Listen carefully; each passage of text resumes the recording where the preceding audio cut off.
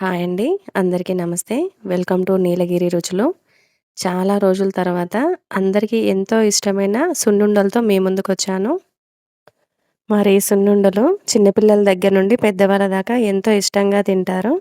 ఇష్టంగా తినడమే గాకుండా రక్తహీనత ఉన్నవారికి బ్లడ్ పర్సెంటేజ్ పెరిగే విధంగా ఉపయోగపడుతుంది. ఇక ఆలస్యం చేయకుండా సున్నుండల తయారీ విధానాన్ని చూద్దాం. ముందుగా స్టవ్ వెలిగించుకొని ఒక కడాయి తీసుకోవాలి. దాంట్లో నేనైతే ఇక్కడ చూపిస్తున్న కప్పుతోని 2 కప్పుల మినపగుండ్లను తీసుకున్నాను.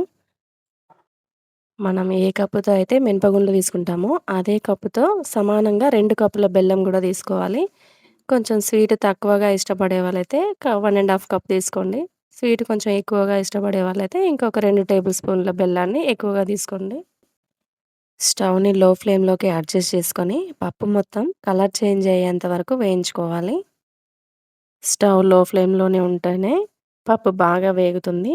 ఇలా పప్పు కొంచెం వేగిన తర్వాత సగానికంటే ఎక్కువగా వేగాలి. ఇలా వేగిన తర్వాత కొన్ని బియ్యం వేసుకోవాలి. ఇలా బియ్యాన్ని తీసుకోవడం వలన సున్నుండలనేవి బాగా వస్తాయి. ఇలా మినపగుండ్లు వేగిన తర్వాత స్టవ్ ఆఫ్ చేసుకొని వెడల్పుగా ఉండే వేరే గిన్నెలోకి తీసుకోవాలి. అందులోనే ఉంటే పప్పు ఇంకొంచెం కలర్ మారుతుంది కాబట్టి. కాసేపు ఈ మినపగుండ్లను చల్లారనివ్వాలి. ఇలా పూర్తిగా చల్లారిన తర్వాత వీటిని మిక్సీ గిన్నెలోకి తీసుకోవాలి.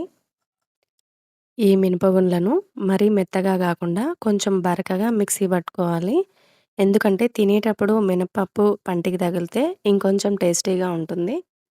ఈ పౌడర్‌ని వెడల్పాటి గిన్నెలోకి తీసుకొని కొంచెం పౌడరు మిక్సీలోనే ఉంచి అందులో 2 కప్పుల బెల్లాన్ని తీసుకున్నాను.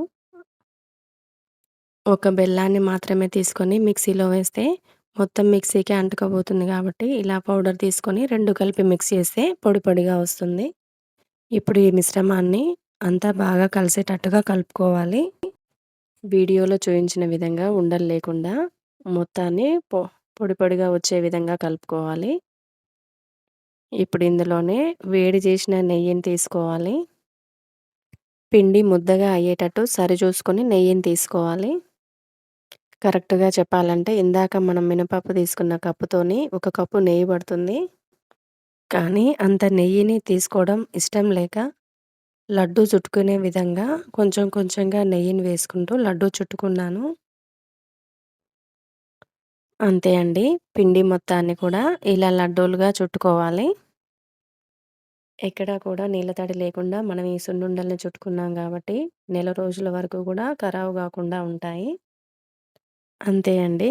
ఎంతో టేస్టీగా ఉండే సున్నుండలు తయారైపోయినాయి.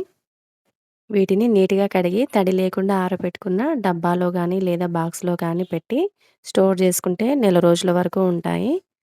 అంతే అండి. ఈ వీడియో గనుక మీకు నచ్చినట్లయితే లైక్ చేయండి, షేర్ చేయండి, సపోర్ట్ చేయండి. ఇంకా మంచి మంచి వీడియోస్‌తో మీ ముందుకొస్తాను. గుర్తుంది గదా! ఈ ఛానల్ పేరు నీలగిరి రుచులు. ఓకే అండి. Thank you so much.